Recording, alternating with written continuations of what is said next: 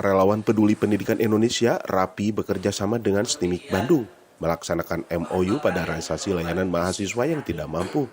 Dalam rangka mencerdaskan anak Indonesia juara, acara MOU tersebut dilaksanakan di Aula Kampus STIMIK Bandung, Jalan Cikutra, nomor 113 Cikutra, Kota Bandung, Jawa Barat. Dalam hal ini, RAPI bersama STIMIK Bandung membuat MOU untuk melayani dan memperjuangkan siswa yang tidak mampu dapat melanjutkan ke bangku kuliah. Luar biasa, kami tentu sangat bahagia bagaimana STIMIK Bandung ini sangat merespon sekali ketika kami mencoba berdiskusi berkaitan dengan warga Kota Bandung yang ingin berkuliah, akan tetapi terkendala masalah anggaran. Tentu dalam hal ini kami dari Relawan Peduli Pendidikan akan berupaya untuk bagaimana anak-anak ini bisa kuliah sampai S1 tentunya, sampai menerima gelar sarjananya yaitu S1.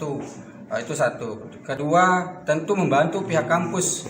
Bagaimana nanti kami akan berupaya mencarikan CSR di luar sana agar apa? Agar pihak kampus juga tentu dapat mengajar dengan nyaman, supaya apa? Kedua-duanya bisa nyaman dan aman.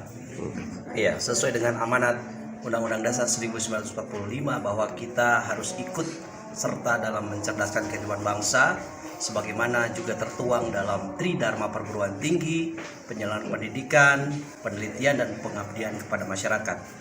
Sebagai insan pendidikan, STIMIK Bandung akan memberikan sebesar-besarnya peluang kepada siapapun yang ingin kuliah dan ingin sampai kepada pendidikan yang tinggi tanpa biaya yang tinggi. Saat ini banyak sekali beasiswa-beasiswa yang bisa kita peroleh, dan ini adalah salah satu fasilitas yang bisa kita manfaatkan bagaimana masyarakat yang tidak mampu bisa melanjutkan pendidikan pada strata satunya.